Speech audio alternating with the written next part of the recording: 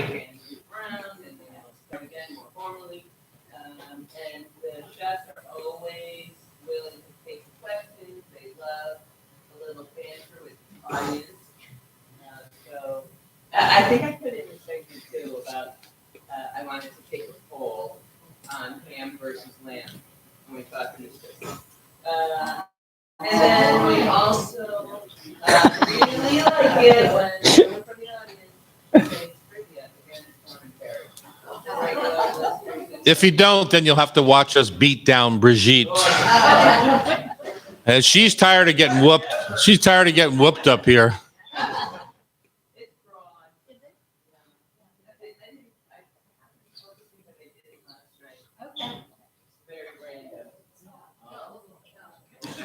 This is Brigitte. She is the senior women's national champion tennis player.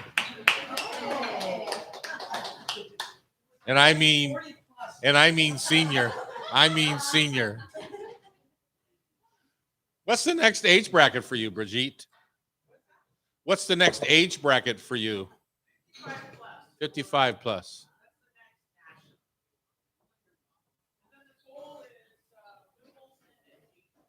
Wimbledon at 8. To all go at yeah. You could do that.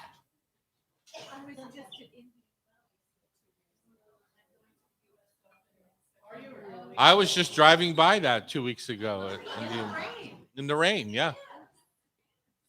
Somebody asked me if you want to skip golf today and go watch the tennis match, and I just looked at him and was like, "Are you out of your mind? You love tennis. Where's my thing? Where's my?" Oh.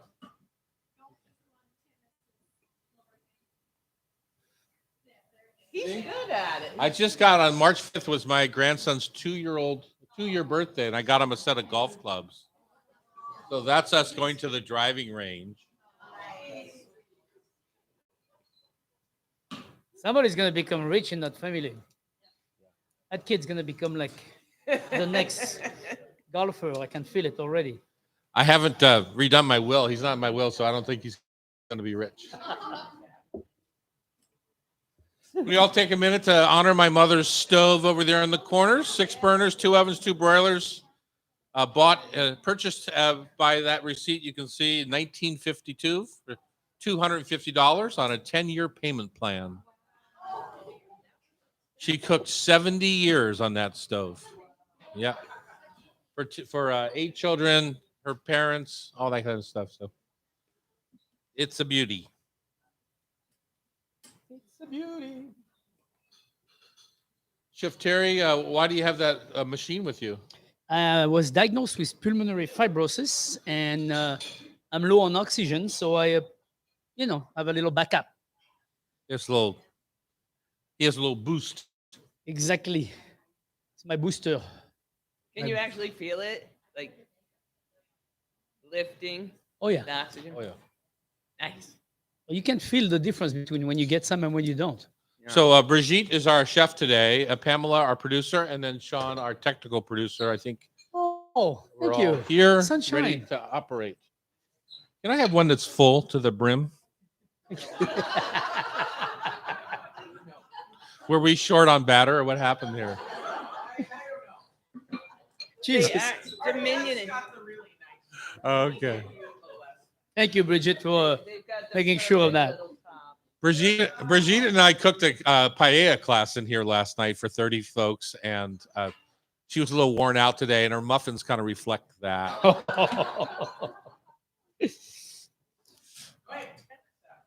Oh. busy. All right, let's get rolling here, shall we? Yes, please. Wow. That's nice. But these The squeaky wheel. You know what they say, the squeaky wheel. These muffins. What? Last week I thought these are exceptional. Do they have a lot of butter or something?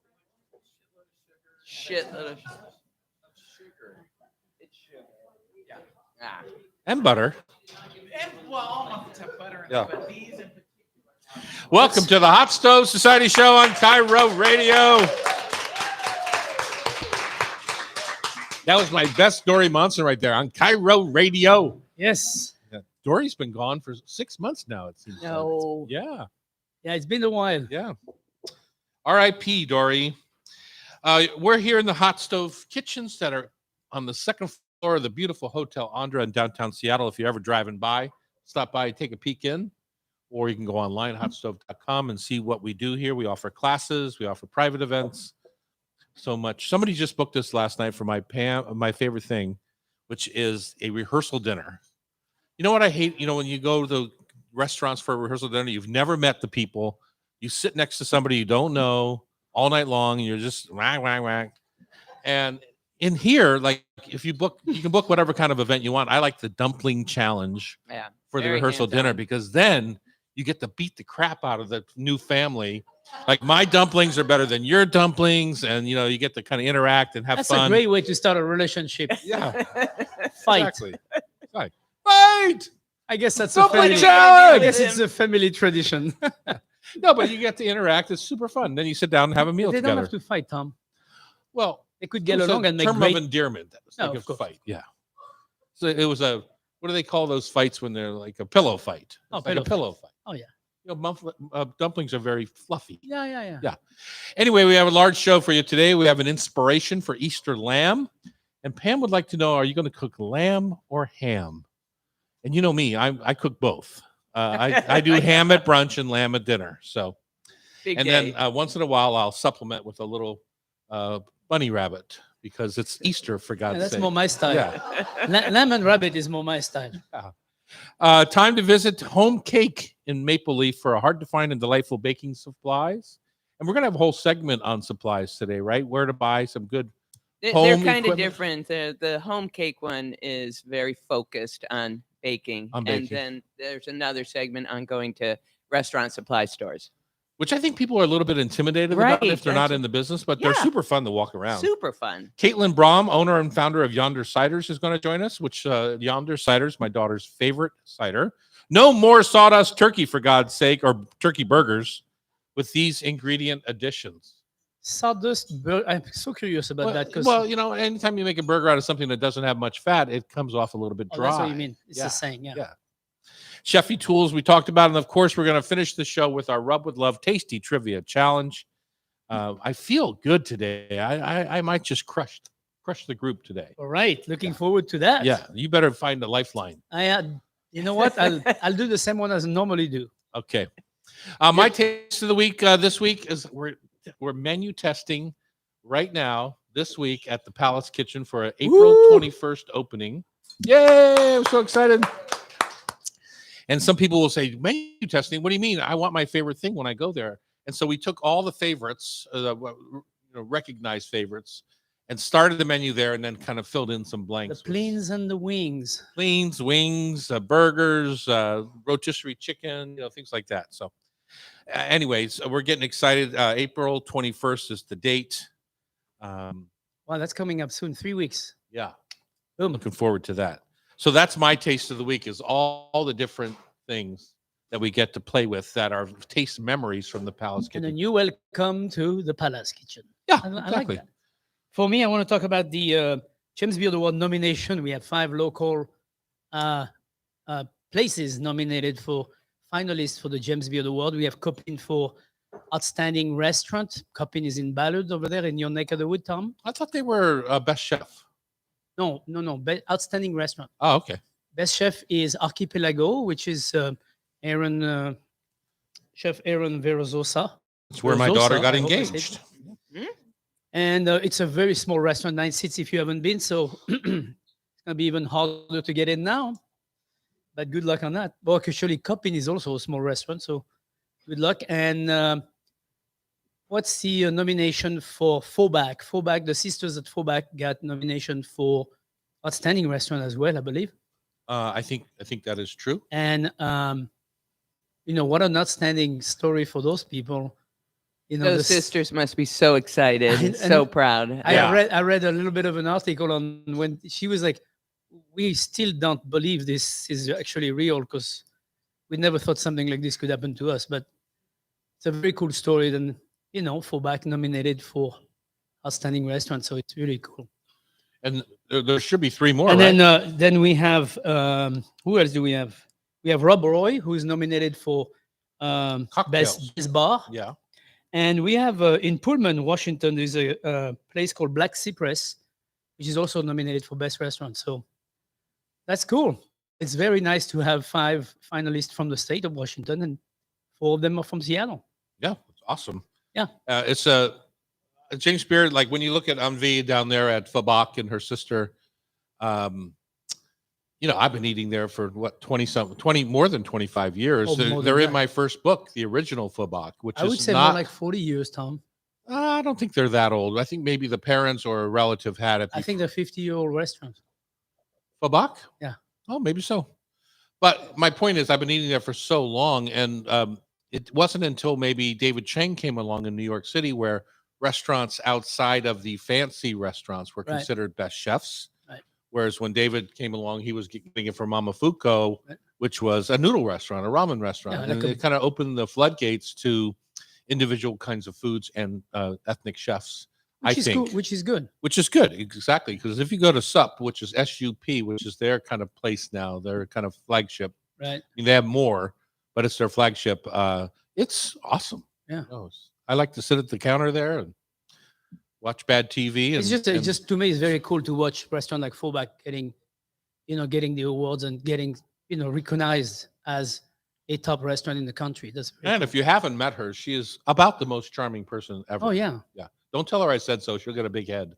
But Envie, I don't know her sister as well, but Envie is just And they've got 3 places now. They got a cocktail place, for seafood. right down here, right down Yeah. around the corner. So it's really All right, cool. so let's get rolling. That's our first segment. We got 7 more to go. A nostalgic baker's place called Home Cake Decorating Supply Company up there in Wedgwood, which was one of my first places I ever lived in Seattle. Was Wedgwood. It's the second place, but it's one of my first. Can you have a one of your first? Yeah, maybe. Okay, it's my second place I ever lived. But In the did you basement of a live- house at 14th and 84th or something like that. But the store's in Maple Leaf. Well, they're right. They're next door to each other. Okay. I think I was in Maple Leaf too. Now that I say that, Wedgwood is a little further east. Whatever. Maybe I'm not going to win trivia today. On Cairo Radio, it's the Hot Stove Society Show, 97.3 FM. Let's fizzle that very quickly here. Good morning, YouTubers. Are we still on YouTube, John? So, Brigitte, last week these tasted a little bit more buttery. Same recipe? She ditched us. She would. You have a lot of butter in yours? I don't feel like I do. Yeah, no, I agree with you. It's a different recipe. Uh-oh. Brigitte would rather wash dishes than talk to us. She's learned her lesson. She's got her priorities straight.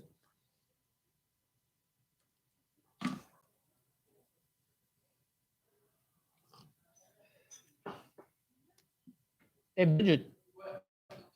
Last week they seemed a little bit more buttery.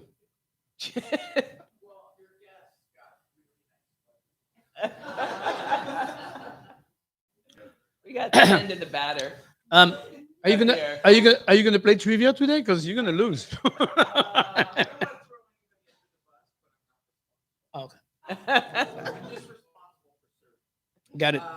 We think it's a sugar content.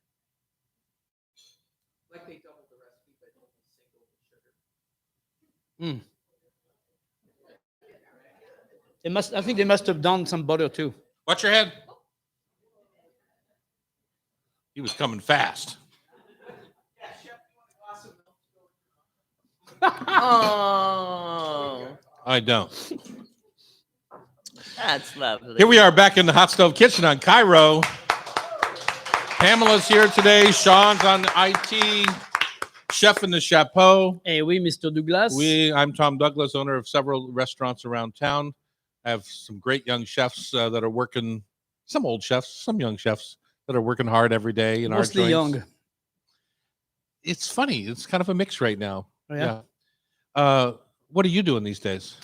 I'm just living life, just Just having a good old Having a time. good and old time. How's Lulu doing down at the Lulu's airport? doing great at the airport. I'm consulting on that, and the airport is getting busier and busier every week. I want to find it because I came in on D last week. It's on B. Oh, no wonder why I couldn't find it. I have never seen it yet. There are What's the big airlines on B? Delta? Southwest and Delta. Oh, that's why I just don't fly those airlines, I guess. So I'm an Alaska guy.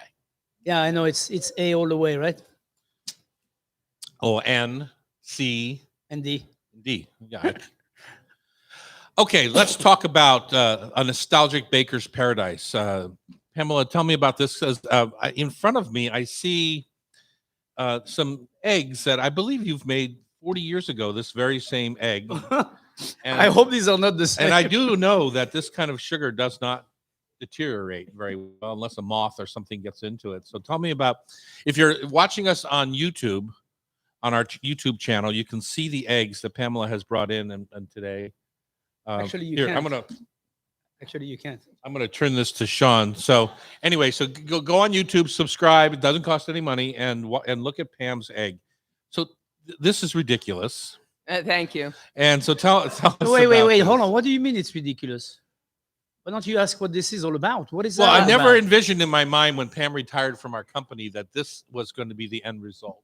I know she's an arts and craftsy kind of person, but okay. So tell us where this came from. I'm going to start from the beginning, Okay. which is my plea to our audience to support small retail and to try to preserve some culinary traditions. Okay. So last week, shopping at Ballard Market, I was buying some coconut oil, and the cheery checkout person started talking about coconut and said, "Oh my goodness, I've got to start on my little bunny cakes for my grandchildren." You know, when you take 2 sheet pans. I know you made them for our daughter many times. Many yeah, times. yeah. I'm like, yes, because I was brought up as a Congregationalist, but I am not practicing an organized religion anymore. Uh-huh. But the Easter holiday It explains so much to me right now. evokes a desire to support some traditions. Mhm. And one that I don't want to get lost is the panoramic sugar egg. And so I made them a couple of years ago. That's what they're called, panoramic. A couple years ago, it Panoramic. was 40 years ago. No, I made some for your wife a couple of years ago with deers in them. So, but when they were related to the religious celebration, they were usually stuffed with bunnies holding crosses. Mhm. And I didn't go there. Right. I decided maybe a gnome and a farm scene. A gnome So- and a farm scene. To be able to So you're a practice- heretic, is what you're saying. practice this tradition, you need specific tools. Mhm. Right, you need the And molds, right? You need the molds. Yeah. And you need a visit to one of the most charming stores in all of Seattle, Home Cake Decorating Supply, up on Roosevelt, Right. in the Maple Leaf. 9514 Roosevelt. Yeah. Yeah. And it was started in the 60s by 2 sisters Right. who turned it over to their daughter, who ran it for a long time. And then about 5 years ago, the daughter retired, and this engaging man, Dave Hassel, took it over. He used to be a toy designer for Hasbro, and he has a G.I. Joe named after him. And the ladies who ran the store were very chatty and friendly, but the store was a disaster. Oh yeah, it was. I mean, to find something in that store was impossible. It was great because you had to look at everything in order to find what you needed. So Yeah. you were good. And a doomed to lot buy of it something wasn't else. priced, and some of it was a bit dusty, and so it was a real treasure hunt. But Dave has a knack for retail. I went there on Tuesday morning when they opened, and I had to wait for 3 other customers to talk to him before I Wow. could get served. But the reason it's worth the visit, He must not have known who you were. he didn't know. The fame that's about to descend on him Yeah. for this radio show talking about him. But the way he has cleaned up the store, it's kind of organized by cakes and pies and tarts. There's so much for cookies. He's got the best cookie cutter selection that I've ever seen. Remember, Sur La Table used to have a Yeah. spectacular one, but their ownership has changed and their inventory has changed. But you need to go to Home Cake Yeah. to find something like this. This And is where I was always go when I was looking for a special little tool of some kind. yes, for I'm so during all glad the- you've been there. All the rovers years, that's always where I would go. Small torch-shell mold, all kind of knick-knack stuff that you could make new design on it on single portions. I would Yes. always go over there, and they had just so many things. I mean, literally, when those ladies were in, I mean, you were looking for something. You'd be like, "Do you have anything like this?" And they go, "Yeah, we do somewhere." You're like, "Oh my god, this is a store." I want you to explain in your obviously youthful enthusiasm about this store the difference between. I'm sure you can find all this stuff on Amazon.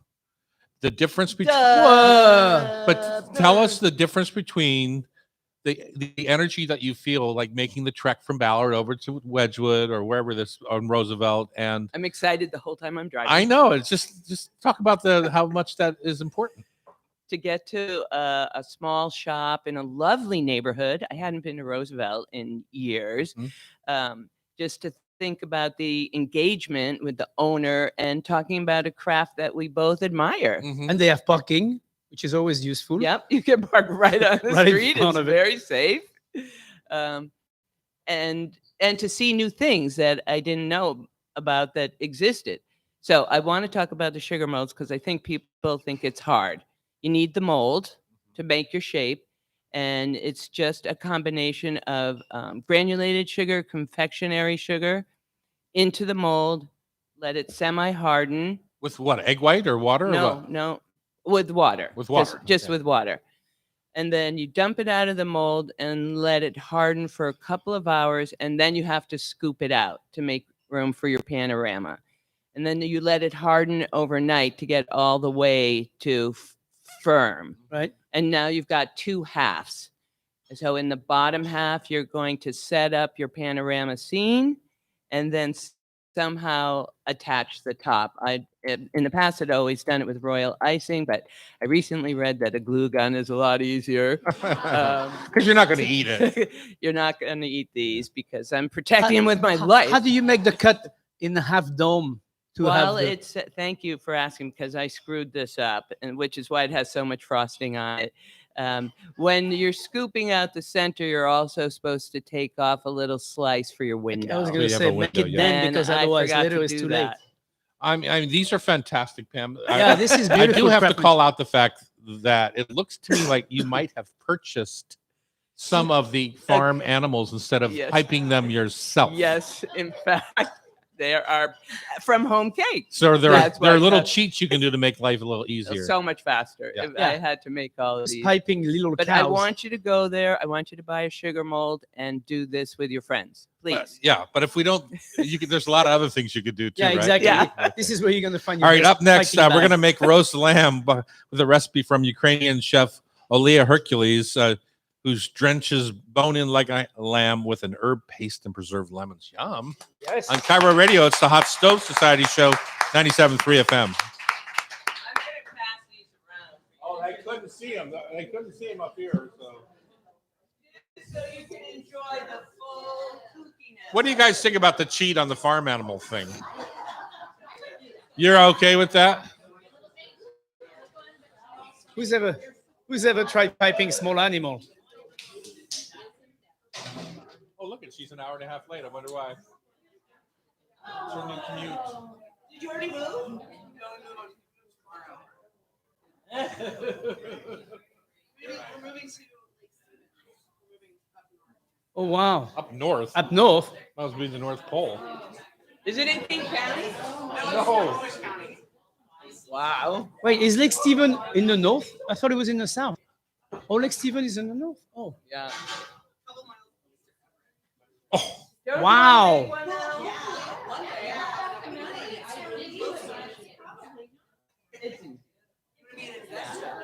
I do. I'm invested in 4 different houses already. I might as well invest in. Well, you do. I know that picture of our bills. Technically, you're invested. That's a commute. That's brave, man.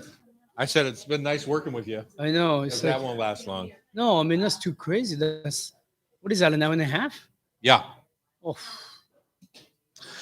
And we're back. It's the Hot Stove Society show on Cairo. Pamela is busy sending her sugar sculptures around the audience. If you want to come and look at Pam's sculptures, you can just buy a ticket at hotstovesociety.com. And it comes with Chef Brigitte's fabulous Spanish breakfast this morning, every morning. We took some inspiration. You know, it is Easter weekend. I typically have the whole family over for brunch on Easter weekend. I make a big ham and I make my famous, I will say infamous in my own mind. gravy. No. I make my chili coffee glaze. Oh, I heard about that. Yeah. See, I told you it was Yeah, infamous. yeah, yeah, or yeah. No, famous it's or famous. something. It's famous. Yes. Yeah. The only reason you eat ham is for that glaze. Yeah. It's got blood orange juice and blood orange zest. It's got Kahlua, espresso, brown sugar, sambal olek, you know, the Yeah. hot, spicy chili paste. And you just reduce it down into a kind of a glaze and baste your ham with it. And it caramelizes on top. Oh. It's all kind of crunchy. So you just warm up the ham and then you finish it with that? Yeah, you bake it. Yeah. I bake it all, even though they're all cooked already. I still, Right. but so one of my tricks with the ham is to take the fat cap off. I buy bone in whole leg, right? Sure. But you don't want to baste the fat cap that you're going to then trim off. Throw away, yeah. So I take the fat cap off and then I make deep slashes in it, the classic kind of crisscross. Right. And then I baste with that and the marinade, goes right into the crevices and blah, blah, blah. But let's talk about lamb. So ham is pretty easy because it's all pre-cooked. You just have to kind of warm it up. Lamb is a little bit more difficult. So Pam, you picked out, we used this book, if I remember right, a year ago when we did the benefit for Ukraine, which we should do again. We need Things to do aren't it getting again. any better. No. Right. No. That's why I think Bon Appetit was featuring her menu Uh-huh. to keep it in the forefront of our minds. Yeah. But she is a highly regarded Ukrainian chef. Her name is Olia, Olia Hercules. And Jerry, the French would call it Hercule. Hercule. Hercule. Hercule. I'm not sure how the Ukrainians call it. My guess is it's not Hercules. I guess it's not Hercules either. But anyway, that's if you're trying to find it online or in a bookstore. It's called Mamushka. Mamushka. Is that an A on the end? Mamushka. And it's a delicious book. We had good fun cooking out of it. This one in particular is the roast lamb leg. You want to tell us about it, Pam? Well, it was a technique that I was not familiar with because I'm used to eating your lamb, but Which is so delicious. You forgot that part. You forgot the last part of I'm that. glad you left that out. But she calls it spring lamb in herbs. Right. So it's reliant on a combination of really leafy greens. And she separates it into a paste for the roast and then the other half for the dressing once the lamb is done. But she makes the paste and wraps it in aluminum foil. Mhm. The other crucial ingredient, preserved lemon, one of my top-notch course. favorites. Which is interesting for Ukraine, considering I know. yeah, That's it's a Moroccan thing, but and then all of that as it cooks and the moisture is leached from the lamb, it makes supposedly a spectacular sauce. Right. And then it's a pull apart, so moist, so it's well done. really Yeah. well done. And then the chopped herbs and lemons for the top. Sprinkle on top, yeah. But you had a good question before the show, Tom, like because we all love crispy bits and crunchy bits. Mhm. Does it get crunchy? Well, that was the don't thing. It sounded almost like know. it stews in the foil, Yeah, Right. it's more than and which is fine.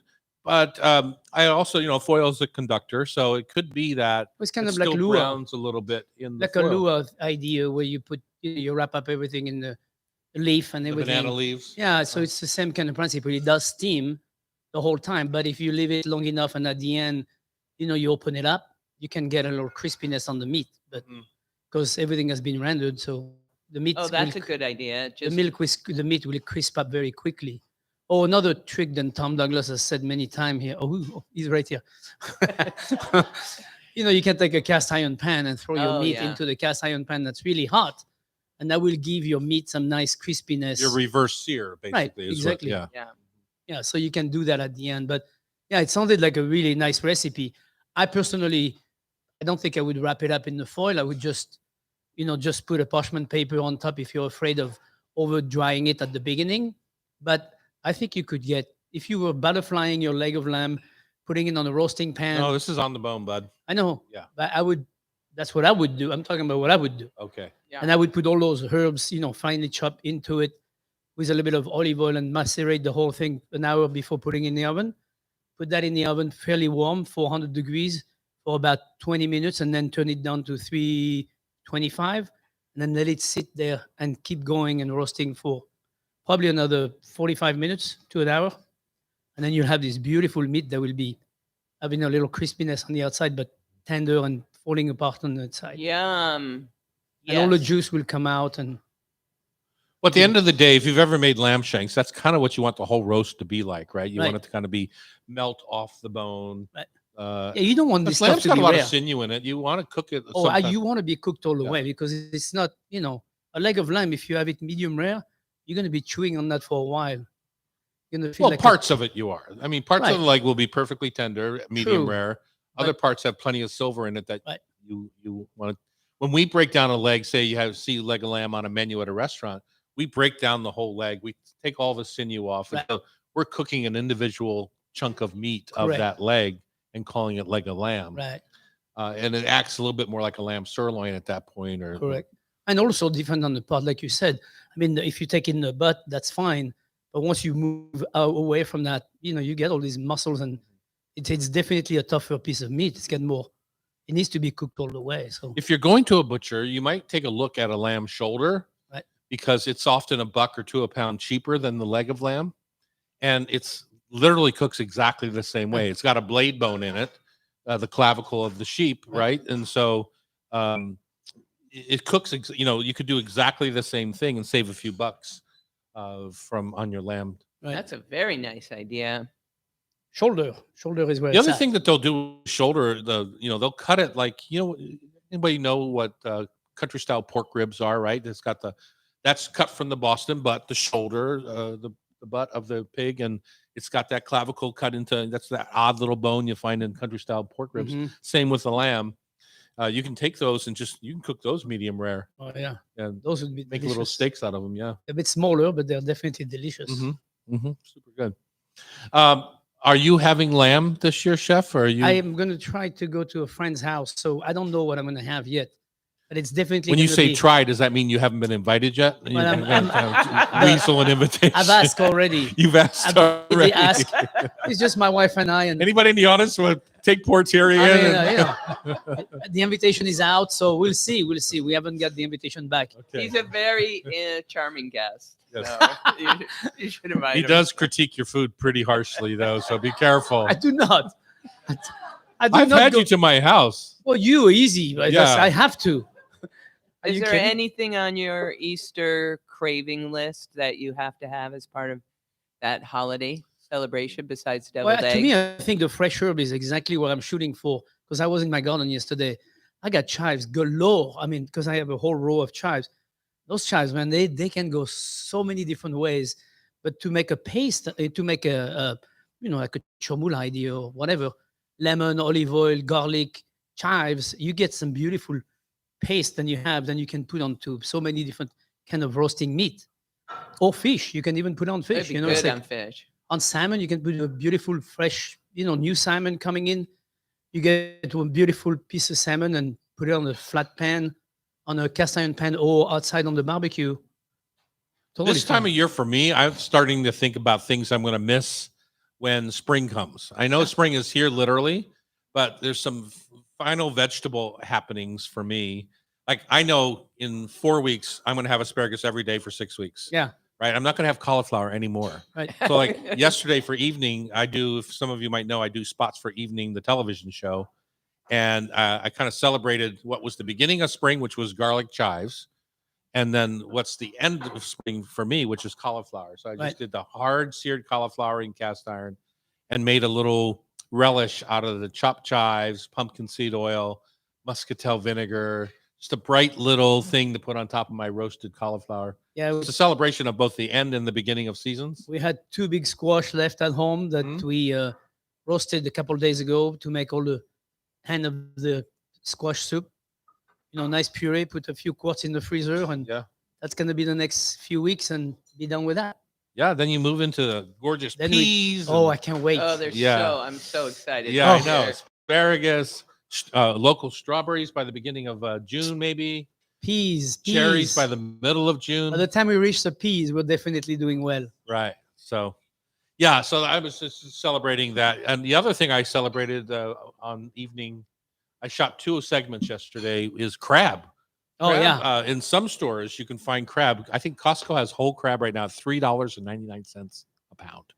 what kind I of bought crab? it at Shoreline Central Market at $13.99 a pound. Oh, you like to spend more money? Yeah, whatever. I was a live crab.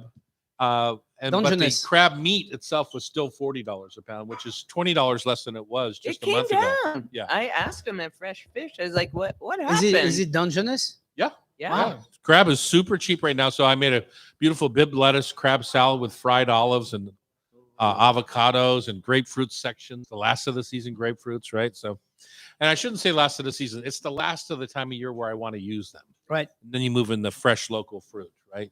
Because I always give myself permission in the winter to use The citrus. avocados are delicious right now. Right. All right. We're going to talk about what to buy at a restaurant supply store that you might not think about as an everyday consumer on Hot Stove Society Radio on Cairo 97.3 FM.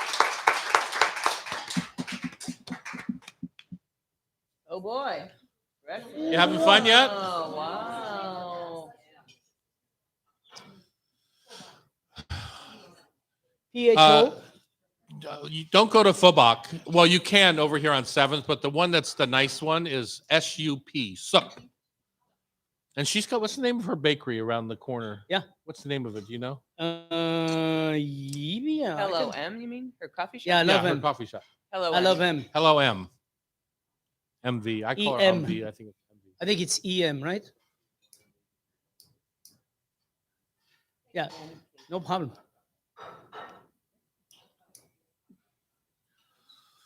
So what you have in front of you is a Spanish tortilla, which is caramelized onions and potatoes bound with egg.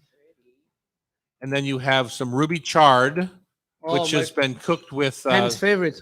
the stems were cooked first and then cooked till they were tender. And then you simply stir in the leaves and just cook those for a minute or two.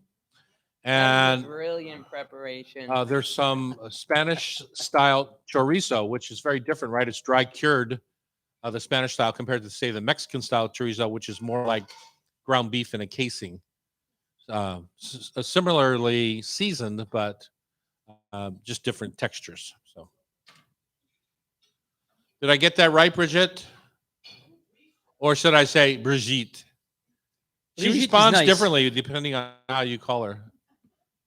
I do have French in me, French Canadian. Ew. That Merci. explains a lot.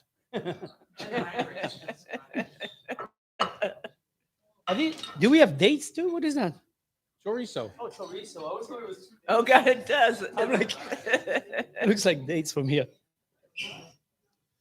Okay, YouTubers, take a look at this. This is what you're missing by just watching us at home. Oh wow. You got that, Sean? Yeah, he's got the perfect shot up there. And I like it. It has Olia's cookbook underneath. Very nice. Mm. So Those- when you're buying greens are chard delicious. at home or at the store, and you throw away all those red stems, you're throwing away about at least 33% of the weight of the chard right into the garbage can or compost bin. So they're so delicious when they're just cooked a little bit longer and tasty. And they look beautiful too against the green Oh, really? leaves.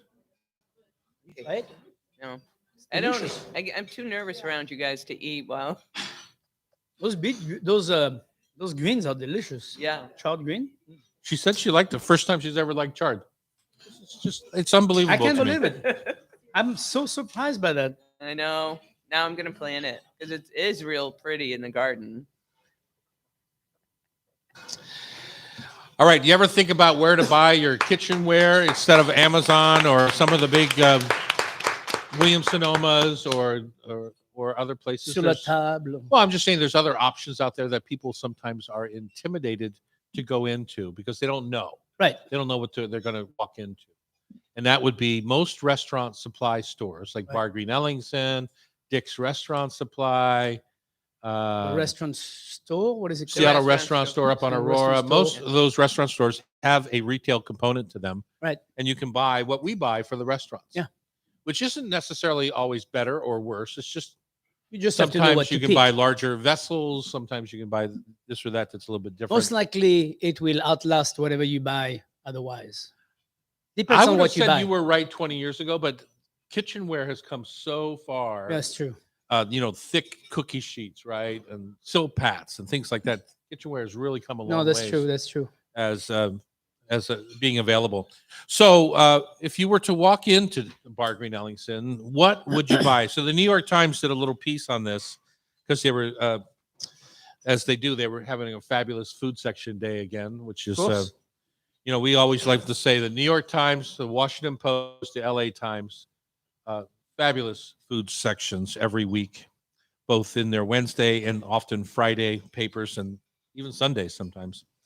What would you buy instead of, say, buying it on Amazon or buying it at your local supply store? There are some really cool things you could buy. Like, for example, when I was down visiting Palm Springs a couple of weekends ago, my friends didn't have a salad bowl big enough to serve 6 people. Well, Now- I think that's true in most places. I Most think most people's homes? houses don't have the big bowl that you and I are Right. familiar with, which is so much easier to work with. So much easier. If you don't take a leave my- bowl that is a lot bigger than your task, you won't have a problem. The other way around sucks. Well, that's true. And I think what you just said is really important part of that. Much bigger than your task. So Right. not big enough, but even much bigger than your Right. task. Because if you've got salad for 6 or 8 people, you don't want it to the brim, right? No, You want it halfway up so that you can get your fingers in there, spread out, and toss gently Right. and move that stuff around. exactly. Then you can move it to a show salad bowl if Exactly. you happen to have one, and then fill it up a little bit bigger. Correct. But you want a working bowl that you can get into and move around in. Yeah, I think that most cases, sheet pans, which is basically baking sheet pan, and bowls are usually in a smaller size and usually pretty flimsy in most people's home. Sheet pans are probably, to me, one of the worst items that I find in kitchens that are very well suited and have almost everything. And then you put a sheet pan and it's like, oh, that man, this is gonna work the minute I put this on the heat. Right, exactly. It's important to choose those items. Yes, it's more expensive when you buy it, but you're gonna buy it once. You're not gonna buy it twice. And the other one is gonna be a pain in the neck for the rest of your life. So let's stay in that world for a second. The other thing that I find when I'm catering in people's houses, or what I really like having in my own house, Right. are egg pans. Oh yeah. So now we're at the opposite end of the big bowl spectrum. We're like the little ones, and I 6 like inch. to have 6 inches Yeah. at the max. Yeah. I like to have 6 to 10 of those in my drawer, so that when I'm, say, building a stir fry, Right. I can put all the different vegetables. I have a little bowl for each one. Keeps it kind of tidy and organized while you're working. Ginger and garlic in one, carrots in one, sliced zucchini in another. Because I'm in a home kitchen, I'm generally going to cook all of those things separately. Right. When you put all those into a wok at the same time, what do you end up with? Soup. Yeah, You don't get exactly. the sear that you want, right? You lose the heat. Having those little, what we call egg cups, because that's the same cup that we use in the restaurant.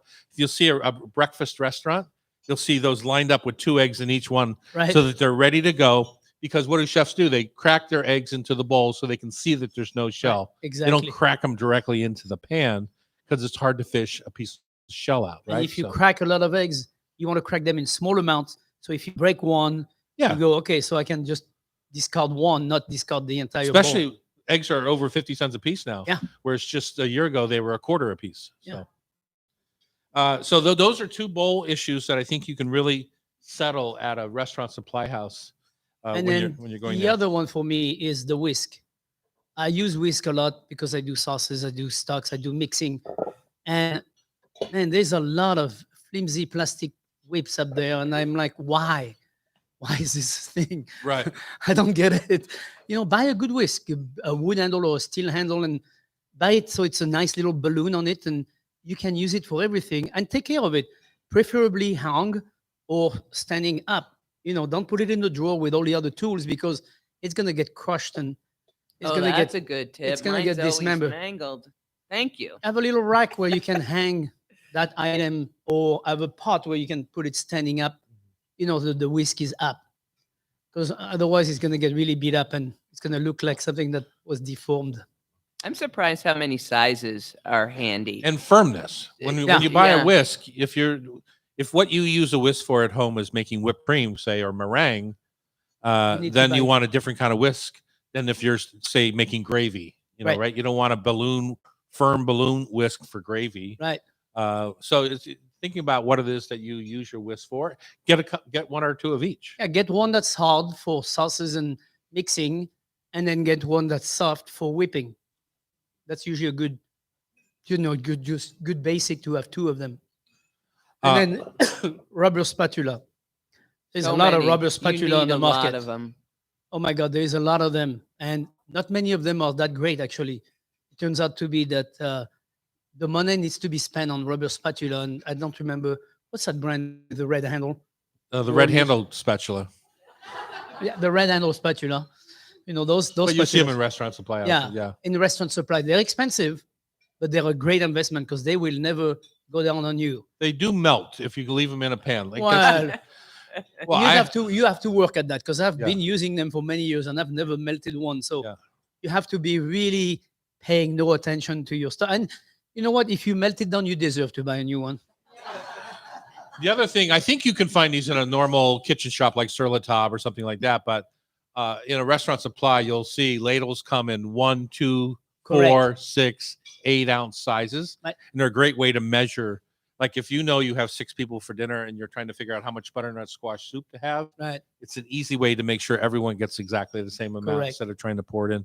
Same way with making cookies or crab cakes or things like that. They have Yeah. multiple sizes of a scoop that you can scoop things out in. Yeah. The cocktail crab cake size into 2-ounce crab cake size into 3-ounce crab cake size, depending on how you like it. right? Absolutely. So those are good, fun things that you can find in restaurant supply stores.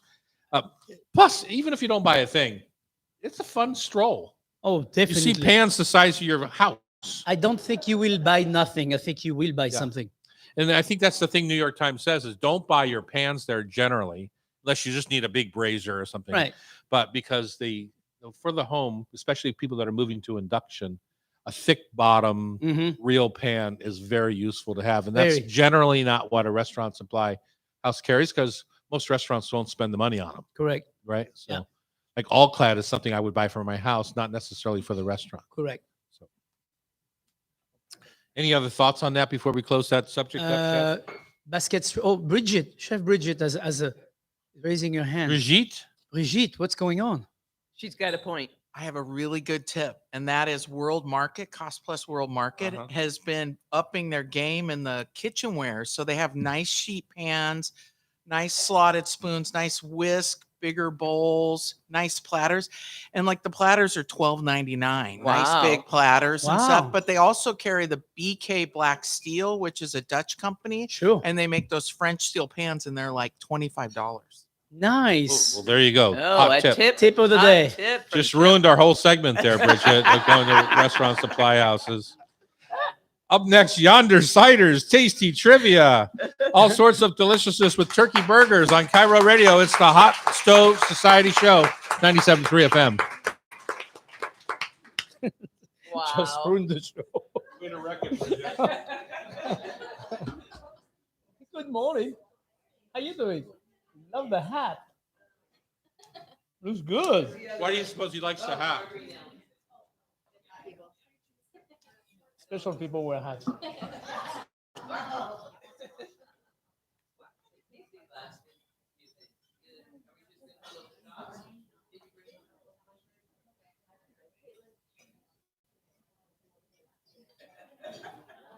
Okay, I'll just. Tom, did you get breakfast? Delicious.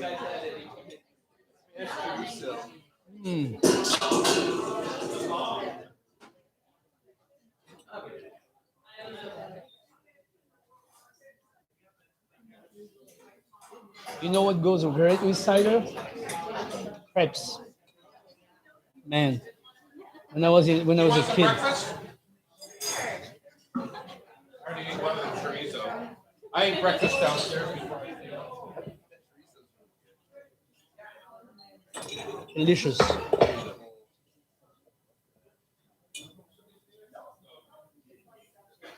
Spanish tortilla, potato, onion, and roasted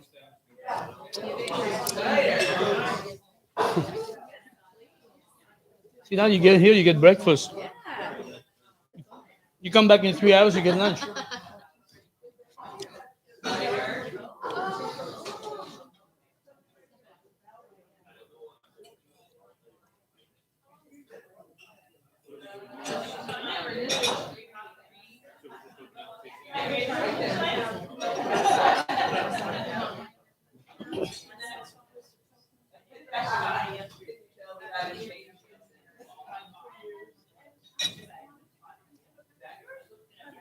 Is anyone disappointed and want their money back at this point?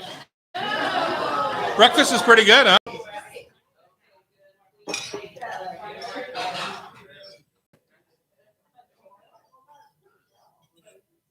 Better than those baked eggs. Yeah. Just a bit more today. No, too quick. Yeah. Oh, no, you can't. Just a little bit. Last week was perfect, chef. It was incredible.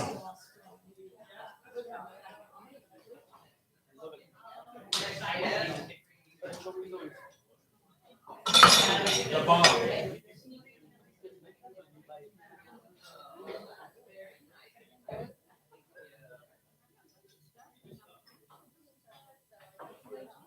Amazing.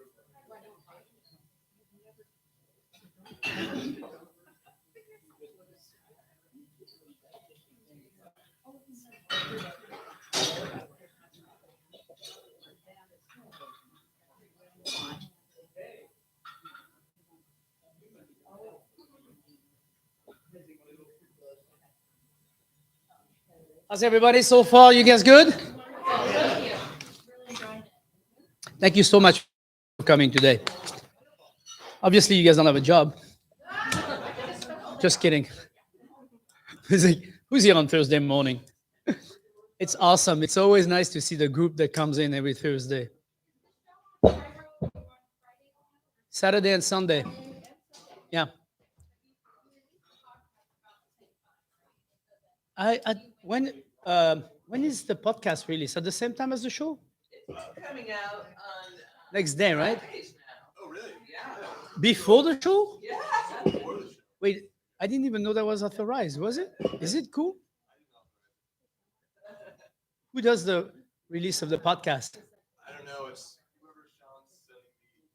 Also, Caro does the release of the podcast. Oh, that's funny. They do it earlier. Well, yeah. Interesting. So, I guess, yeah, for the podcast, you just have to see when they download it. I wasn't aware they download it on Friday. Right.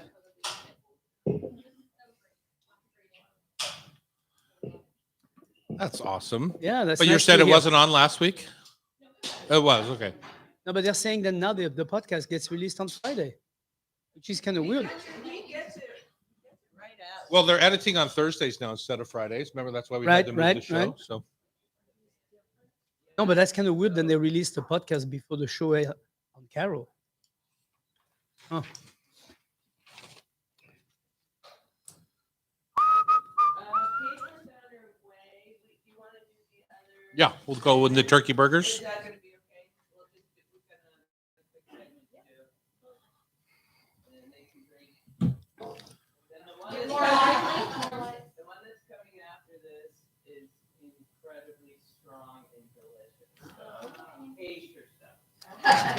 what I'm saying.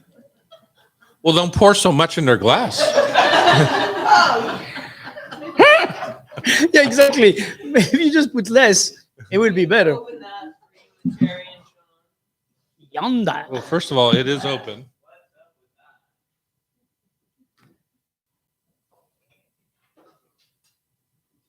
Terry, should we be, let's be a little bit fancy. Oh, we get the real cider glasses. Oh, you fancy. We get the Marilyn Monroe Here, cup. I'll just pour a taste. Pam doesn't know how to do this. I'll just pour it.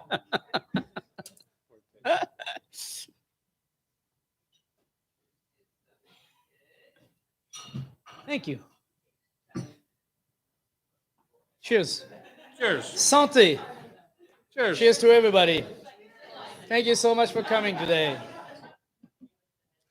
And as they say where I come from, to yonder. And beyond. We haven't started yet. Okay, we're going to do segment 3 of hour 2, Sean. Segment 3. Hey, how do you make turkey burgers not taste like sawdust? We're going to tell you that when we get into our turkey burger situation here. In the meantime, Chef, have you ever had a turkey burger? Not yet. That doesn't surprise me.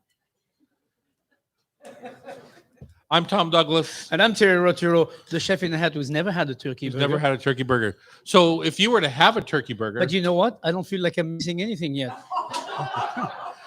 good way to start the show here, bud. If you were to have a turkey burger, what would your expectation be? So, like, you know what a turkey sandwich, you've had a turkey no, of sandwich, course, like of course. sliced breast or whatever. A turkey burger. You want it to be light or dark meat? Oh, I'm going to definitely do dark meat. Because Definitely do dark, yeah. I'm a Because you dark can, meat. I'm a dark meat guy all the way. So. yeah, you can buy, I think in the grocery store, if I'm not mistaken, you can buy ground breast or you can buy ground thigh. It's maybe harder it's- to find the dark meat though. Maybe there's a combination. There's breast only, and then there's a combination, maybe. But Yeah, I would definitely go with dark meat. and then how would you start to make a turkey burger? Well, I would- Now here we got a pound of raw ground I would turkey. definitely do like some onions or shallots of some kind. Why? what- You wouldn't put that just in a because- regular burger? Oh, yes, I would. Onions and shallots Oh, I into a would- hamburger? Not a hamburger, but Well, that's what we're making This here. is a white meat burger. This is different. Like chicken or turkey, I would use a little bit of onion or chives or something of that nature to have a little flavor in there. I know that's not very American. I'm gonna use egg. I was gonna use an egg for binding, and then I would use probably a little bit of flour or So you're making meatloaf burgers. yeah, exactly. Oh, okay. That's exactly what I'm making. Okay. And how would you make it? Well, I would make it just like I would make a beef burger. Okay. So no egg? Except that the question that Pam had when she wrote this segment was, how do you make extra juicy turkey burgers? So I don't think the intention so much was to make a meatloaf. I think it's you make a burger, but how do you add fat to it? Because the only thing that's going to make it extra juicy really is fat. Or maybe onions, because onions will sip That's some just juice water. and some water. That's water. You know, yeah, it's moisture.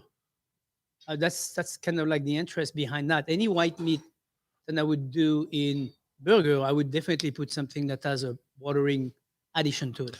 So I'm going to get a little bit crazy because it's going to gross people out. But when I grind my chicken for my chicken Uh-huh. sausages or whatever, I grind the skin with it because the skin is where Oh, all that the sounds fat like a is. good idea. Yeah. So when you have a whole turkey, by the neck or butt, you'll find fat Sure. globules. So that you want to make sure you grind right into your turkey. Sure. When you're Why would that grind- sound gross? Well, a lot of people, especially maybe turkey lovers, are looking for something lean and Those mean. people are and- never going to grind their own meat. They're going to buy it in a package. Yeah, but that's not going to have skin in it. I agree, but That's- they're missing out. But I'm just saying, for the question on the table is, how do you make extra juicy turkey burgers? So you could start there. You might even have to go further. Right. So you could grind bacon into it, but then Yeah. it's a turkey bacon burger because And you bacon could toss a little bit bacon of, would give a little smoke too, you right? could toss a little olive oil in your meat when you're mixing it.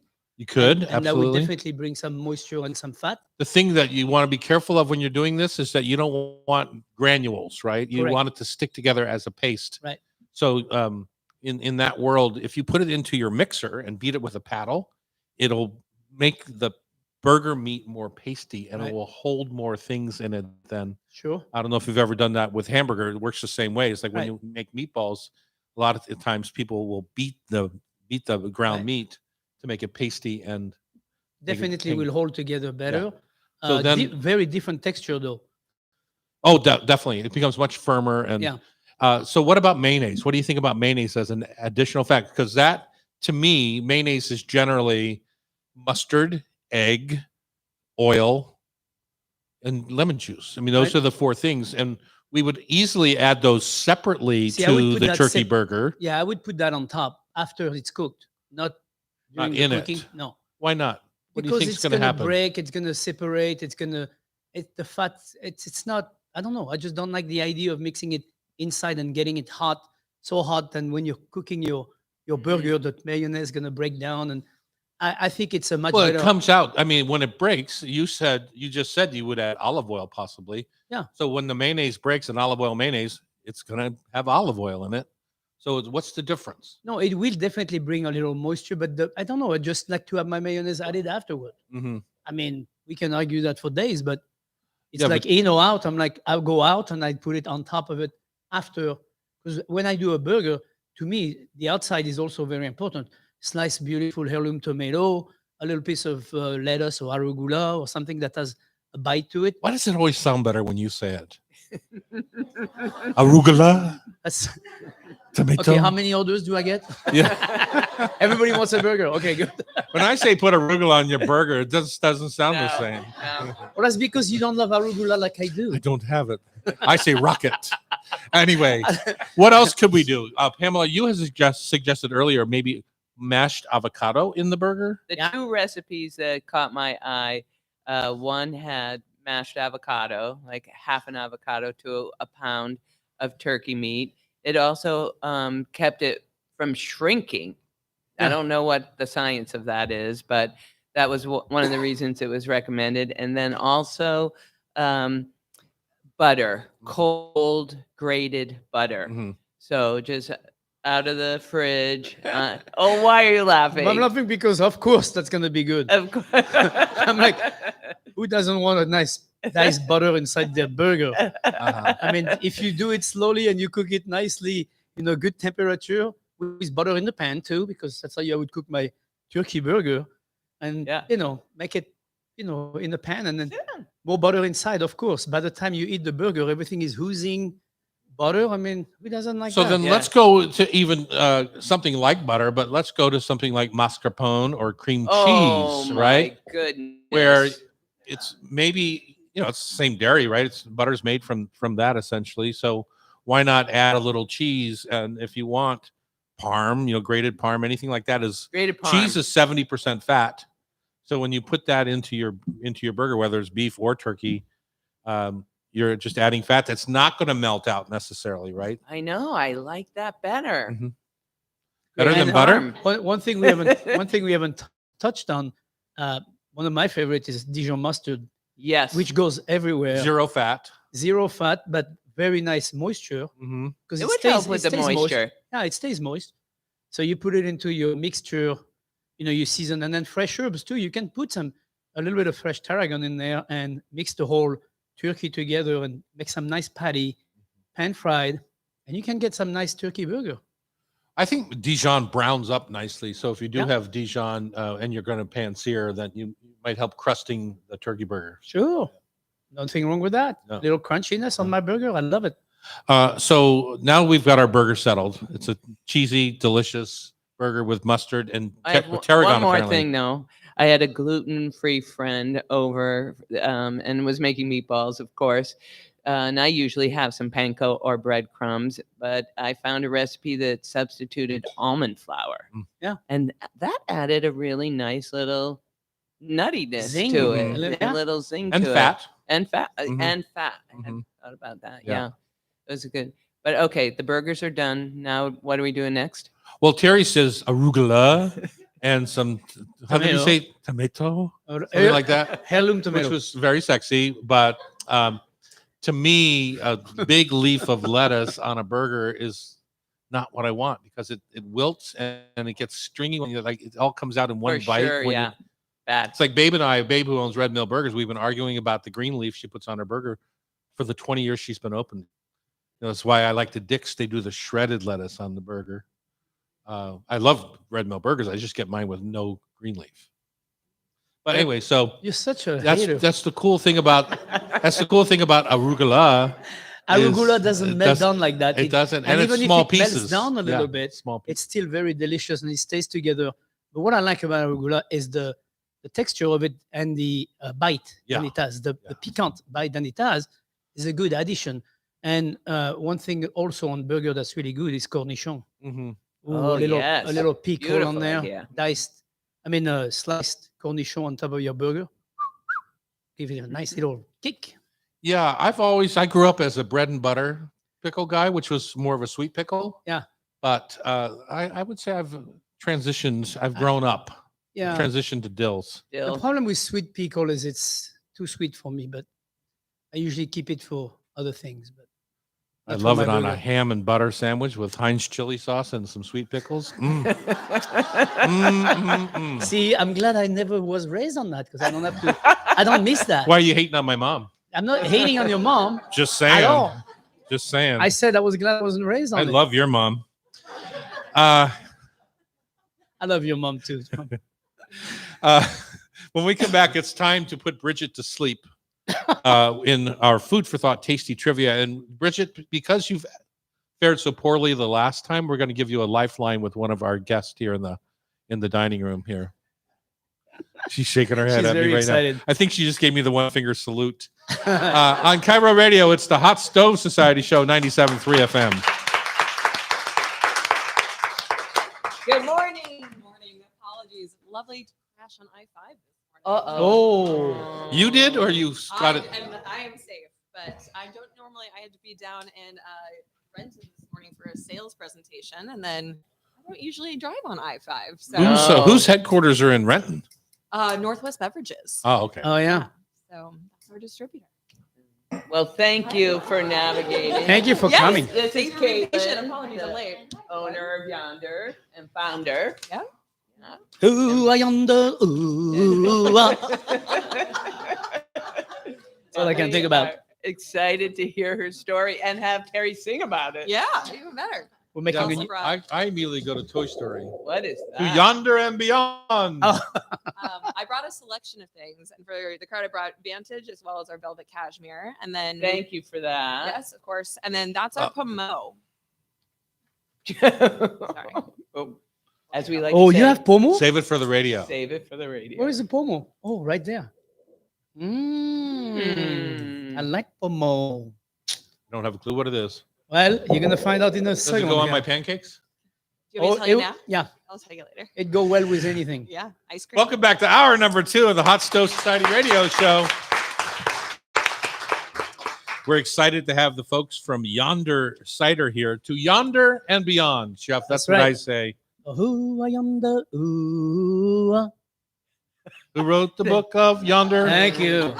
Oh, Welcome, Kaylin Brom from Yonder Cider. you need Thank any you help so in much for marketing. joining us. Thanks for having me. I'm Chef Tom Douglas. and I'm Terry Roturo, the chef in the hat. Pamela, of course, is producing. Sean on our technical. How are we doing technically today, Sean? Pretty good? Thumbs up? All right. Technically good.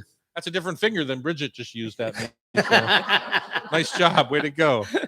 Kaylin, this is the Hot Caitlin. Stove Society Radio Show. In case you didn't know where you were, you thought you were at a party bus. I mean, I'm it. Either Yeah, way. either way. Welcome and congratulations on the success of your brand. I know we have it in some of our joints, and I saw it's at Costco now. And are you? No Costco. No Costco? I know thought I of. just- Uh-oh. Wait a minute. I thought I just saw it in Did the you? Costco newsletter, but maybe Oh, you would wow. know if it was at Costco. I feel like I would, but Yeah. we. But I saw it you in never somebody's know. newsletter. I just came from a sales meeting and nobody Yeah. told me. But Okay. you know that's what happens when you're a founder. Well, Sometimes when You find somebody out buys 40 afterwards. pallets of Yonder Cider, you would know. I would know. Yeah. We just had an account pick up the hat back picked up Vantage kegs for home opener today, Uh-huh.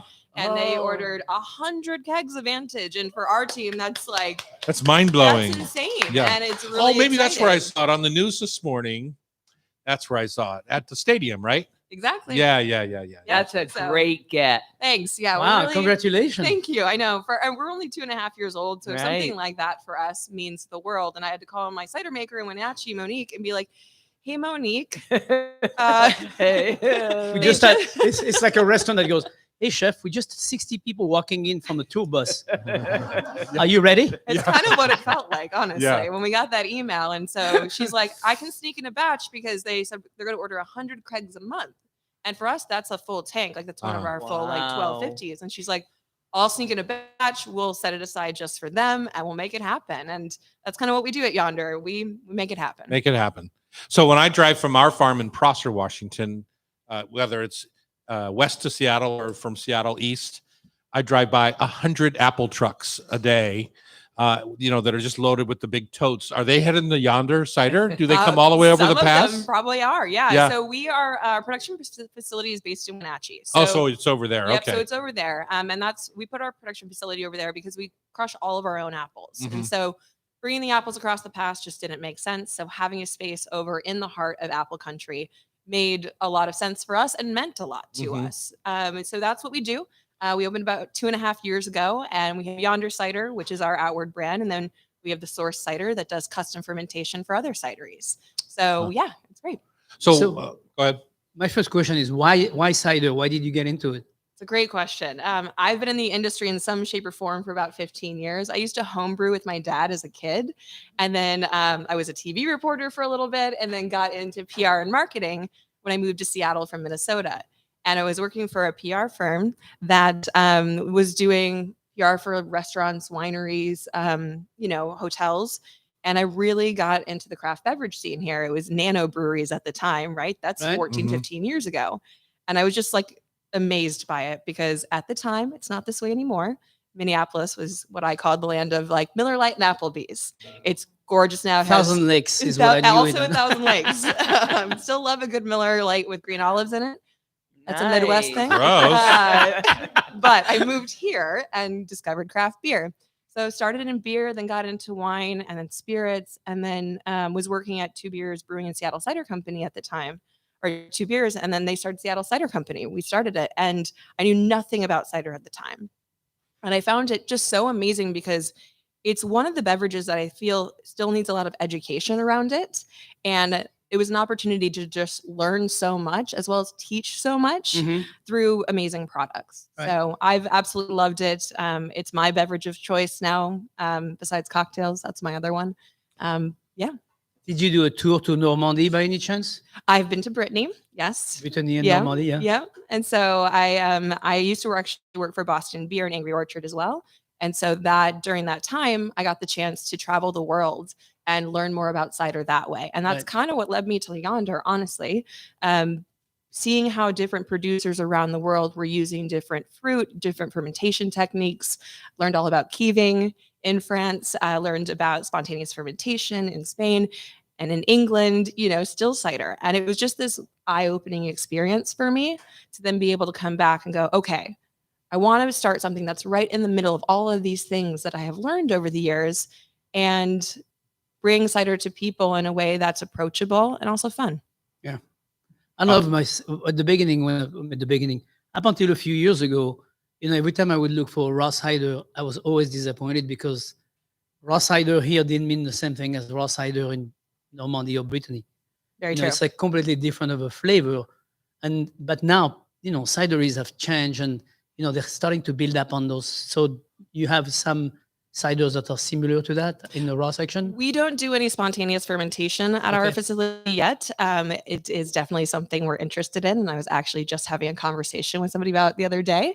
Currently, we're still pitching all of our yeast and doing some clean fermentations. But what we do strive for is dry cider Right. that is complex. And so rather than using just culinary apples, which is what you'd find at the grocery store, right? Right. You're like Honeycrisp, your Galley, your Pink Lady, your Granny Smith. we add what I call cider fruit to it. Okay. And cider fruit's going to be that fruit that like crab apples are a cider fruit. So any of Mhm. those apples that you find that you bite into and they are tannic and tart, and we call them spitters because you don't want to eat them. They're not delicious to eat, Yep. but they make for beautiful cider. They also make for beautiful pies in case you guys have one of those trees in your backyard because of the complexity of the fruit and you're adding a decent amount of sugar into that pie. But we add cider fruit to all of our ciders to bring more of that complexity forward and to showcase that. And at our tap room in Ballard, we have 5 single varietals on. We have our infusions, our dries. We have a little bit of everything to really showcase the breadth of cider. So what would be an introduction to a cider? I mean, let's say people have never had cider, which I think is a lot of people. Yeah. How do Yeah. you introduce them to it? Or you have people like me that have always hated cider. Oh. But I'm not a beer drinker Oh, either. fighting words. I love it. I No, this is a understand, good challenge. But I will say that to me, cider always smelled like an old beer hall to me. And it was never attractive. But the ciders now are very different. they are. They're very approachable. They're more like a cocktail. They are. And what you're starting with on ours is one of our the Vantage. So you all started with our Vantage, which is our semi-dry cider. And so we have a dry as well, which is the green can up here.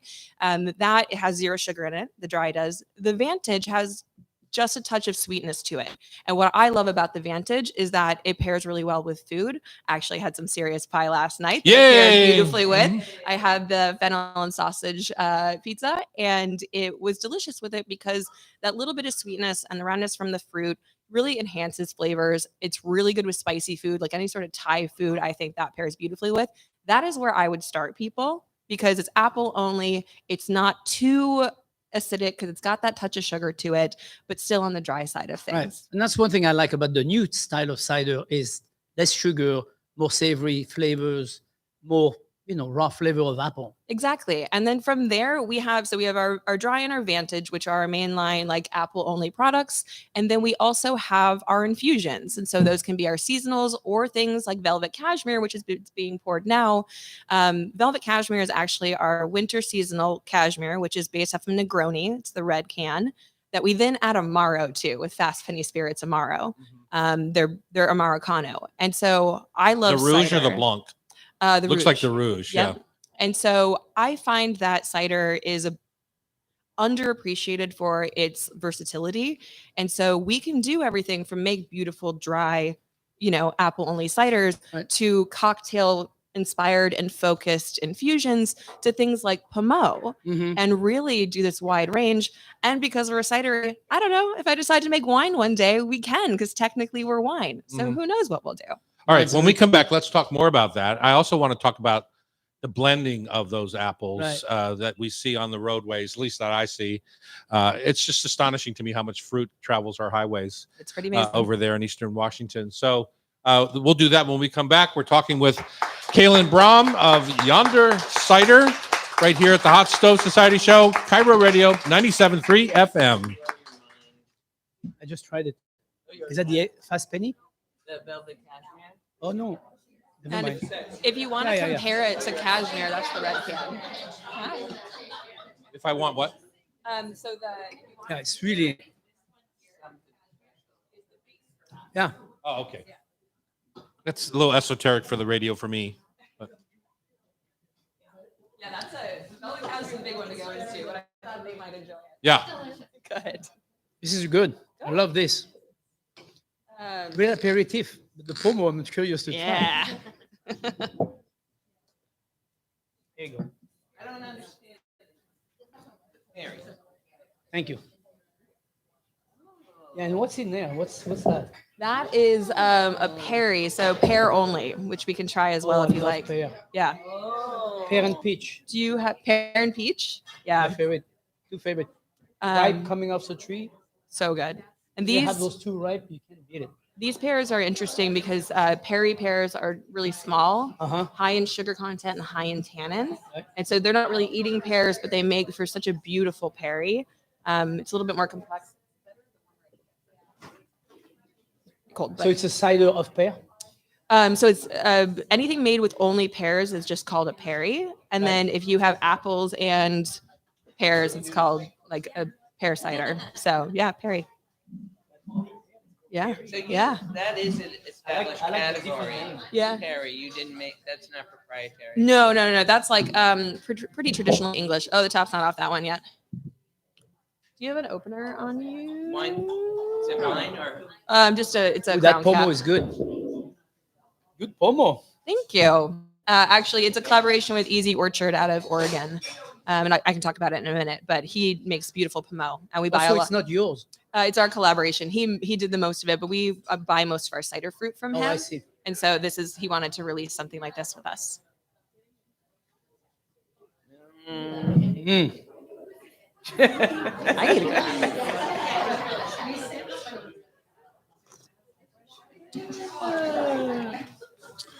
All right, you ready? I'm ready. Okay. We're back in the kitchen here at the Hot Stove Society show. If you ever want to join us, just go to hotstovesociety.com and buy a ticket. It wasn't worth the money. $25 comes with a little breakfast, hot coffee, and some lovely entertainment. Right now, we're being entertained by Kaylin Brom. Caitlin? I made a typo. Caitlin Brom of Yonder Cider. And we've heard a little bit about the brand and how you got started. We've tasted a couple of things here. Tell us again, we tasted the Vantage. Yep, our semi-dry. Your semi-dry, which is true. There's got just a little bit of bricks Yeah. or sweetness left to it, residual sugar.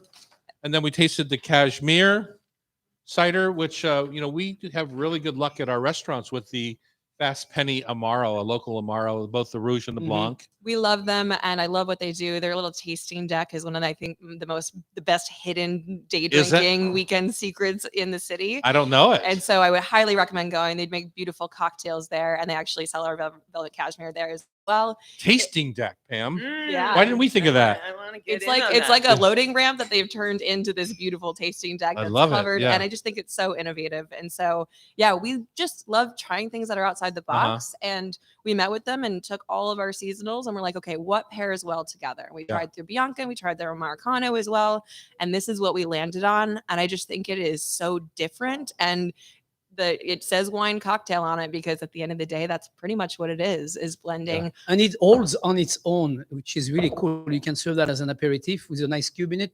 You'd be totally that's fine. a good idea. Agreed. So And let's go back to the field for a few minutes if we Yeah. could, because I keep talking about these trucks of apples and I can't figure out where they're all going, especially in the middle of winter. And of course, they're going to cideries and applesauce plants and all sorts of places, out of the cold storage. From picking the cold storage and then on to where they get secondary manipulation, I'll call it. Are you tasting the apples for your blends in the field, or do you taste them when they hit the cold storage and go pick out lots of apples, lots being LOTS, of like selections of apples? in the field. In the So field. we work directly with orchards Mhm. and growers to pick out our fruit every Okay. year. And so that fruit can change year to year depending on the weather, depending on when it's picked and all of that. And so So you don't have a contract in place. You just go by the seat of your pants. we are one of the biggest buyers of cider fruit in the Northwest. We actually pressed around 136,000 pounds of just cider fruit apples alone last year, and 3.1 million pounds of apples in Oh. total last year. Mhm. That's a lot between of our cidery and the other cideries we work with. And so we buy a lot of fruit. And so we work really closely with those orchards to buy truckloads of this beautiful cider fruit that makes our cider and other cidery cider taste the way it does. It gives it more tannin, more body, more aroma, more mouthfeel. Mhm. And it's really important to everything we do at Yonder. So yeah, we taste You're out there in the field, Yeah, spitting apples. exactly. And one of the things I find beautiful about our process is that we get the we've tasted in the orchard, we get the apples in, we taste the juice as it's coming off the press, we taste it after fermentation as a single varietal, and then from those single varietals is how we create each and every one of our ciders. Mhm. It's not the same blend in every single cider we make. We pick cider fruit that mimics or that enhances the flavors we're trying to get out of each and every cider we create. And that can be everything from apple only stuff like our dry and our Vantage, or coulis, our summer seasonal. That's pineapple, lime, and cardamom. So we pick a cider apple that has really fruity, tropical characteristics to it to enhance what we're doing, because we pay a lot of money for those apples. They're Mhm. not Right. cheap. We don't want to just cover them up. We want to make it balanced and beautiful and work together. Right. Who's peeling the apple? Just kidding. 1 million pound of apple to peel. Thank you very No, much. no peeling, no peeling involved. just There's a kidding. big washer, a grinder, and a press, and afterwards the pumice either gets donated to a farmer or goes to compost, or we make something that's called ciderkin. Do you know what ciderkin is? What is that? Okay, so do you know what piquette is in the wine world? Nope. Yeah. So you press grapes for the first time and then you rehydrate them Right. with water and you make what's called like a small wine. Right. It's lower ABV. ABV comes out about at like 7% rather than 14. We do that same thing with apple pumice, where we actually rehydrate it, let it macerate for about 48 hours and repress it. And those skins and those seeds and that pulp that's in there, we pull anything that's left out and we get about a 3.5% naturally flavored, delicious beverage that isn't technically ciderkin, but makes for a low ABV beverage that, we created it of something that would have gone to the waste stream. Absolutely. And from that, you make grappa. What's Yeah, left of that, you exactly. make There's- grappa, apple grappa. Again, this is why cider is so beautiful, is that there is just like no end in sight to what you can make. And things like the pommeau that we have here. What is which that? What you is have that to pommeau? try. Pomo is like an aperitif, or you could use it as digestive, but it's really nice on a, it's 5 p.m. It's really hot outside. You sit on the porch in the shade. I like and your then style. you take a nice big glass, you put an ice cube in it, and you pour the pomo, which is basically it's a distilled apple. It's almost like a light Like a brandy, apple. almost. It's a cut between a wine and a brandy. So Yeah, so you take finished cider, so say you took our Vantage and you distill it down to make an apple brandy. And then you add back in fresh juice and you barrel age it for a Ah. period of 3 or more years. And so this is a collaboration with Easy Orchard out of Oregon, where we buy a large amount of our cider fruit from. Kevin's a good friend of mine and he created this, but he doesn't have his own brand anymore. And so he wanted to get this out into the market. We buy a lot of fruit from him and I have spent years like enjoying this so much. So we released it together under Yonder and we have it on tap at the Ballard Tap Room. I know it's dangerous. no, It is 18%. as much as I love it, it's not something I would drink, but the big 16 ounces. No, we do tiny 3-ounce pours because honestly, a lot of people don't know what pommeau is. Right. And part of our goal at the Ballard Tap Room and with Yonder in general is to make sure that we're educating people on all of these things. So why would you buy? I mean, this isn't a cheap bottle. No, It's 375, milliliters, and it's $35. So it's real cute. Don't get me wrong. And a lot of people bought it for that. of course. But I want people to know what they're getting into and what they're going to be enjoying. So we try. It is only 3-ounce pours. The taproom staff is very good about Makes sense. that. 3-ounce pour is good. But it's fun to be able to go into our tap room, and it's shared with Bill Breaker Brewing. So there's 16 taps of beer, and then there's 16 We taps love of their cider. beer. Yeah. It's great. And if you want to use that to desalter, to just, you're too hot, just put some seltzer in it. Oh, just there some- you go. Seltzer water or And some sparkling water is what I meant, not Yes. seltzer, because seltzer is salty. then I think, pommeau over a little bit of vanilla ice cream is really Oh, yeah. beautiful. And there's just so many options for it that I think, again, this is why I love cider. The possibilities, I think, are endless. And we really enjoy getting to share it and educate people on it. Way back in Pam's day, when the Which is Washington also wine old days. industry was kind of getting on its feet, a lot of the winemakers came from the Boeing Winemakers Club. A lot of them decided to kind of move on from there. And I feel like we're seeing that with cider too. It's like people driving over in their pick-em-up trucks and picking up a tote of mixed fruit that they've been told makes great cider. If you were to tell somebody, don't miss this apple, if you're making homemade cider, because it is what cider is all about. What would be the species or the variety of apple that you would choose?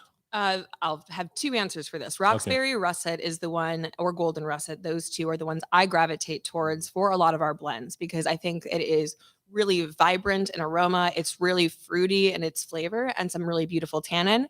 If you ask the cider nerd in me, you go for the Kingston Black. It is Kingston Black and Roxbury Kingston Russell. Black. It's hard to grow. Kingston's hard to grow. It's a tough apple. It's tannic. It's beautiful and it's hard to ferment, but it makes for a really beautiful beverage.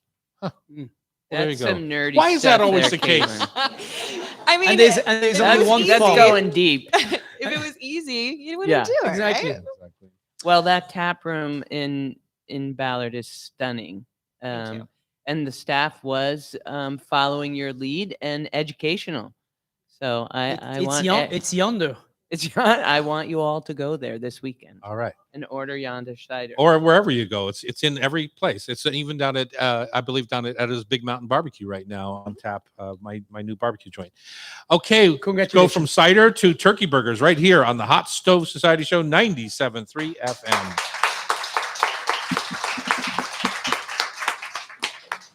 Thanks so much. Yeah. Any thank you. questions for Caitlin before we let it go while we have her in captivity? The easiest place to find us, we're at like Whole Foods, PCC, Trader Joe's. So we're in those places. Fred Meyer carries our dry, but that's it.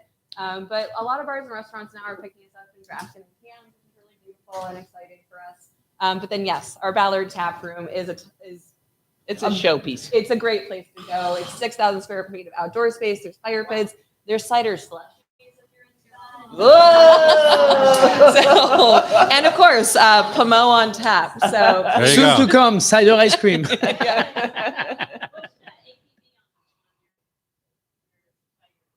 usually about 7%.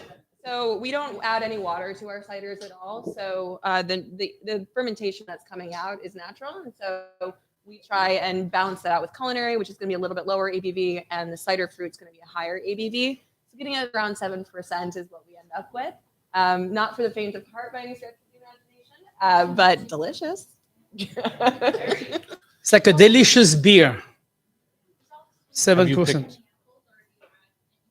No, we Ma'am? ferment everything What? Have you totally picked- dry, and then we create what's No. called an invert syrup, where we take the base cider out, we add cane sugar back in and boil it. To You a can certain ask point. her if she can stay. Yep. Dry has nothing added back in. So that's Oh, going no. to be less than 1 gram Yeah. of sugar. It is dry, tart, no sugar added. Everything else is still going to be around the light side of things. Caitlin, what's your schedule like? I'm pretty open to All right. What's up? Chef Brigitte has been shaking in her boots over there and thinking that she has to take us on alone in the Oh, Food for Thought no. Tasty Trivia. So do Okay. you want to help her out? Sure. All right, Brigitte, you've got a lifeline. Oh, now I'm nervous. I haven't even had any cider. You guys are all ahead of me here. That's why she's so sad. You're going to win Nikki will be my today. lifeline. Come on, Brigitte. You know, we always do food for thought tasty trivia. She doesn't know. She's never listened to our show. Yeah. I did my homework. How many people believe that Caitlin's listened to our show? No. Oh, 2 half arms. Thank you. Yeah, right there. That's awesome. Oh, good. I'm glad you liked it. The good news for you is that Bridget's like an anchor in this. And she's really She's good going at to it. bring the whole team down. I'm sorry if I'm bad at this. I don't So know. bad. Okay. So the only thing is get close to the mic, okay? Okay. I'm going to point it towards you. Terry was goes, so- Terry goes first. that was Unless so Pam good. mixes it up. Now throws us a curveball. There No, you go. Tom's going to go first today. Oh, yeah, he'll get your questions. I'll win then. He's going to win. Okay, you ready? All right. Everyone ready for our last segment? Hey, keep the energy up. Welcome back to Food for Thought Tasty Trivia here on the Rub with Love radio show. Actually, the Hot Stove Show brought to you by Rub with Love. Rub with Love is available around the country in stores like Peppercorn in Boulder, Colorado, Cecil's Meats in San Diego, and Jerry's Foods in Minneapolis, along with many, many local stores here in the Seattle area. If you want to be hip and groovy, go out to Ballard. You can buy it at the Ballard. You can buy all the different stuff we have here at the Hot Stove or down at the Seatown Rub Shack and Fish Fry. Yeah, when you're Pamela. Ballard, you can go to Yonder Cider. And yeah, you can stop at Yonder, get a little It's tipsy a on perfect day. cider, and come buy all of our rubs. Tasty trivia today is I'm going easy on you. A lot of them are true or false. Oh, We're loving that. that gives Bridget a 50-50 chance. I know. At least we are halfway there. I was feeling benevolent last night. You must have been really late. Is all I I was could. tired. Yeah. I couldn't figure out how to do. Yeah. Yeah. So each contestant's going to get 5 questions, and there's going to be a winner and a loser. I love that. And And for playing, you get to go to our gift shop and pick out 3 of your favorite rubs that you'd like to try, and pick them. You, since you are like a seller of Yonder, you have to give your prize to one of our audience members. I am Are you good with that? Oh, Yeah. very Oh, that's a good nice. idea. Yeah. So she'll thought pick I was one of gonna- you, depending on who's nicest to her, to shop in the gift shop for free today for three rubs. Okay. Chef in the Hat. Let's do it. This is true or false, but it has a tricky twist. So, So you have to maybe- listen to the whole question. So if, A chef traditionally wears white because the chef of the first prime minister of France in 1985 believed that white was the most hygienic of colors. so it is a trick question because the hygienic part is why it's white. 85 is the wrong date. Yay! Correct. It was in 1815. Exactly. You're brilliant. From 1985. Caitlin, this Okay. is question for me. She won't ask you that. True or false? Globally, eating bugs is the norm. They are eaten for their high protein, appealing crunchiness, and taste. Is this true or false? The norm, as in- Globally, are bugs loved and eaten? yes, it's Yes, true, it's true. and it's the future too. I watched a bear yesterday on PBS eat 1 million termites in one sitting. You're up on global food trends, I see. You were sitting with Hercules. Were you sitting there with Hercules? Oh. Before cookware emerged approximately 24,000 BC, what did humans use to carry and store food? I'm gonna go with something like straw and something Tupperware, Maybe- chef. Tupperware. No. Like something like argyle or some kind of mud that they would put together and carry Not stuff bad. with it. Yeah. Maybe a 0.5. I was looking for forage shells or animal parts. Skin. So I was not even They close. use- What do you mean they half point? use- I wasn't even close. Terry was not there. Oh, not there at all. True or false? A sharp knife does less damage than a dull knife to the cell walls of an onion, which releases less of the propanethiol S oxide, the chemical that causes eyes to water. Everybody together. True. And finally, true or false? In 17th century Europe, professional chefs in rich households were mainly men who often worked naked or in undergarments. That is false. It is true. No way. Why were they naked? What's the It was story? hot. It was very hot. in the Oh, man. kitchen. All right, Boy. 3 out of 5. They must never heard about cooking bacon naked. I thought I was the only one doing that. Oh, Caitlin and Bridget. Oh no. We're going to start with multiple choice. Caitlin, you got a whiff of this? You good? How many multiple choice? How many home fires from cooking do United States fire departments respond to in an average year? 10,000, 156,000, or 450,000? Which? We're gonna go with the 400,000. It's 156, but Oh. I would think the higher number too. I was thinking of those Thanksgiving turkeys. Exactly. Right. Yeah. Is the whale Well, that's- situation included? Because in usually that? they're outside. Yeah. So they don't Fire, catch the though, kitchen. on the property. Oh, Yeah. on the property. You're thinking on the property. True or false? Cod milk, which is the fish sperm, is considered a delicacy around the world. Of course. Cod milk. I did not see that coming. Whoa! Oh! Yeah. That was good, Caitlin. That was awesome. That was around the world. A delicacy around the world.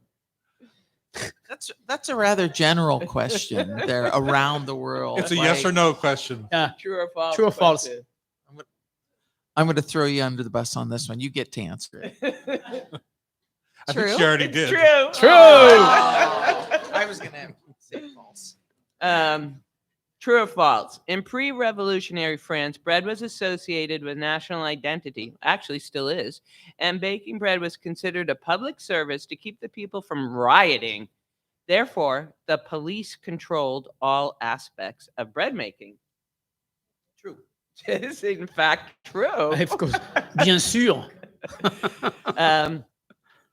True or false? Researchers have found that food TV has inspired viewers to want to eat more, but not to cook more. Can I speak from personal experience? Yes, I'm going to say true. it is true. Isn't that funny? Food TV may actually discourage people from cooking because it raises expectations so That high. makes sense. Makes sense. That's fair. I definitely believe that. Yeah. And finally, which can be left out safely for longer, salted or unsalted butter? I'm going to call my lifeline here and say salted. Salted is correct. Yes, Hey, 4 out of 5. yeah. Nice See? job. Strong Nice job. indeed. That wasn't bad. Very strong. You guys As much, great. as much as it pains me, congratulations, Brigitte and Caitlin. Hi, Tom. Hi, Pamela. True or false? Celebrity chef Gordon Ramsay lost an onion cutting competition. True, A press because he's a jerk. to a prison cook. Yeah, And then absolutely true. Ramsay offered the inmate a job at one of his restaurants when Yeah, he was absolutely. released. He would have lost to Julia Child too. Those He would are- lose to me. Whoa, true the or challenge false? is out. True. It's true. Correct. Challenge is out. Come on, Gordon. See, I hope he doesn't listen to the show. I just don't like the way he treats people, so it gets Dude, me. It gets yeah. me kind No, of you think he doesn't listen. I You think he too. does. I think he listens to the show Oh, Gordon. every Yeah. week. Terry, do you have connections? Can you forward this to him? That's while he's working at his restaurant at Heathrow. He's listening to our show That's in right. AirPods. That's right. The primary difference between herbs and spices is based on what part of the plant they are derived from. The seed Please or the explain. plant. The seed or the plant. Which stem. comes from More which? detail. The spices come from the seed. The herbs come from the plant. The leaves of the leaves. plant. Right. Well, in the Yep. stems, you eat cilantro Herbs stems. from the leaf of the plant, spices from other parts, roots, seeds, or I'm not bark. sure who your source is, like Wikipedia or something. Are we giving him that one? Yes, Oh, okay. you Okay. get the idea. What do you call a cluster of bananas? A fuck. A what? Get it? A cluster. Dottore, take that out, please. I couldn't resist. That was funny. Everyone just kind of stopped. It's like, it's not live radio. Oh, I forgot we're on YouTube. That's very funny. That's What do you call a cluster? What do you call a cluster? Well, starting that one again. Number 3. What do you call a cluster of bananas? A cluster. We'll say a bunch. Someone in the audience had it. Yeah. It's a hand. A hand of bananas. So at our house in Hawaii, I cut down a hand. Yes. And the single banana is called a finger. Well, there you go. I'm So I was right.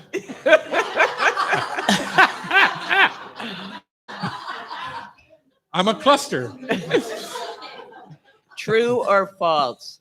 Fiber is non-digestible plant-derived carbohydrate that includes the storage and cell walls of the plant. You bet. And fiber passes through the human digestive tract essentially intact and has little or no caloric value. You bet. You bet. Yes, in fact, it is true. True. And finally, in Japan, which 2 seafoods are the most popular pizza toppings? Squid and octopus. Ooh, 0.5. Eel and squid. Eel and squid. Good Wow. show. 3.5. That makes Brigitte and Caitlin our winners. Congratulations. Look at Brigitte over there. She's just got that big grin on her face. She's coming back next week. If you want to be part of the show, you can join the community on YouTube Live at Tom Douglas & Co. or buy a ticket to join us here in the studio at hotstovesociety.com, and you can hear me curse all on your own.